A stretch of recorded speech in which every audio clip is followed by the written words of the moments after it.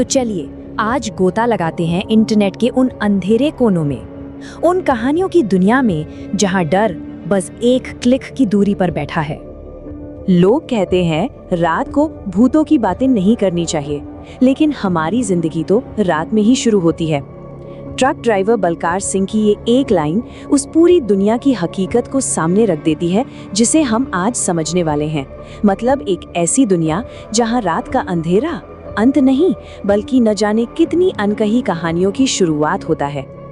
तो मशीन में भूत मतलब ये कि सदियों पुरानी ये भूत प्रेत की कहानियां आज हमारे फोन की स्क्रीन पर एक नया और शायद ज्यादा डरावना रूप कैसे ले रही हैं? यही सवाल है। डर का भूगोल, क्योंकि इन कहानियों की शुरुआत हमेशा जगहों से होती है। यहाँ जगहें सिर्फ बैकग्राउंड नहीं होती बल्कि खुद एक जीता जागता किरदार होती है। जैसे कि वीरान स्टेशन, चाहे वो कंकालगढ़ के वीरान प्लेटफॉर्म्स हों या फिर रामपुरिया की वो अजीब सी खामोशी, ये सुनसान रेलवे स्टेशन उन त्रासदियों की गवाही देते हैं जिन्हें शायद भुला दिया गया है। या फिर आधी रात का कोई हाईवे, सोचिए मालशेज घाट जैसे एकदम सुनसान अंधेरे हाईवे, ये एक ऐसा स्टेज बन जाते हैं जहां डर से सामना होना लगभग तय है और मदद तो मीलों दूर तक महसूस नहीं होती। और फिर आते हैं शापित गांव, कुसुमपुर जैसे गांव जो आज भी अपने काले अतीत में ही जी रहे हैं। ये वो जगहें हैं जहां पुराने श्राप आज के कानूनों पर भी भारी पड़ते हैं। और हाँ, अस्पताल का मुर्दा घर, एक ऐसी ठंडी वीरान जगह जहां जिंदगी और मौत के बीच की वो पतली सी लकीर है ना, वो लगभग मिट सी जाती है। ठीक है, तो जगह तो हो गई, पर इन डरावनी घटनाओं की शुरुआत होती कैसे है? वो कौन सा एक गलत कदम है जो उस अनदेखी दुनिया के दरवाजे खोल देता है? अक्सर इसकी शुरुआत होती है एक शापित वस्तु से, जिसे कहते हैं उतारा। चौराहे पर रखा नींबू मिर्ची या कोई पोटली, ये एक ऐसी चीज है जिसे कहा जाता है कि कभी भी छूना या लांघना नहीं चाहिए। और देखिए होता क्या है, एक छोटी सी गलती, एक ट्रक ड्राइवर अंधेरे में उस उतारे के ऊपर से गुजर जाता है और बस उसकी पूरी जिंदगी हमेशा के लिए बदल जाती है। पहले ट्रक में अजीब अजीब खराबियां शुरू होती हैं, फिर एक गंदी सी बदबू आने लगती है और देखते ही देखते उसका पूरा कारोबार, उसका सुकून, सब कुछ तबाह होने लगता है।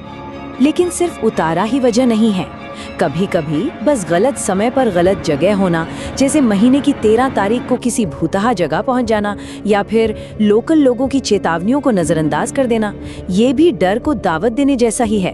और कभी कभी तो वजह पुरखों के किए पाप होते हैं जिनका बोझ उठाना पड़ता है। चलिए अब बात करते हैं उन ताकतों की, उन आत्माओं की जो इन कहानियों के केंद्र में हैं। क्योंकि एक बात साफ है, हर भूत एक जैसा नहीं होता। अगर मोटे तौर पर देखें तो ये आत्माएं दो तरह की होती हैं। एक तरफ हैं प्रतिशोधी आत्माएं, मतलब वो जो किसी हादसे का शिकार हुई और अब बस इंसाफ चाहती हैं, जैसे रामपुरिया स्टेशन वाली लाल साड़ी वाली औरत। और दूसरी तरफ है शापित आत्माएं, जिन्हें किसी की नफरत ने, किसी के काले जादू ने बदला लेने के लिए भेजा है, जैसे उस ट्रक ड्राइवर के पीछे भेजी गई पिशाचिनी। और ये लाइन, ये कोई मामूली भूत प्रेत नहीं है, ये बंगाली करनी है। ये लाइन अपने आप में बहुत कुछ कहती है। ये बताती है कि डर का स्रोत कोई भटकती हुई आत्मा नहीं, बल्कि किसी इंसान की नफरत से भेजा गया काला जादू है। 1300 सोचकर देखिए, 1300 जिंदगियां जो एक जलती हुई ट्रेन में एक साथ खत्म हो गई। इतना बड़ा हादसा, इतना सारा दर्द, कंकालगढ़ स्टेशन को हमेशा के लिए एक भूताहा जगह बनाने के लिए काफी था। तो जब डर हर हद पार कर जाए, जब सब कुछ खत्म होता दिखे, तब इन कहानियों के किरदार अपनी आखिरी उम्मीद की ओर मुड़ते हैं, और वो उम्मीद है आस्था। और इस लड़ाई में उनका सबसे बड़ा हथियार होता है भगत, एक ऐसा इंसान, एक विशेषज्ञ जो अनदेखी दुनिया के नियम, कानून और राज दोनों जानता है। और फिर सामने आता है उल्टन का अनुष्ठान, एक हैरान कर देने वाली प्रक्रिया।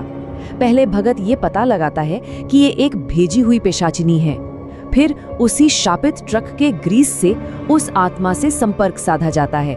डीजल की आग पर मंत्र पढ़े जाते हैं और आखिर में भगत उस आत्मा को हुक्म देता है कि वो वापस अपने भेजने वाले के पास चली जाए। नतीजा, जिसने ये जादू किया था वो अपने ही जादू का शिकार होकर मारा जाता है। ये एक तरह का अलौकिक पलटवार है। तो चलिए अब आखिरी और सबसे बड़े सवाल पर आते हैं। ये सदियों पुरानी कहानियां आज हमारे डिजिटल युग में हमारी स्क्रीन पर इतनी जिंदा और इतनी असरदार क्यों हैं? मतलब हम सब इन डिजिटल अलावों के आसपास क्यों इकट्ठा होते हैं, अपने उन पुराने डरों को सुनने और साझा करने के लिए?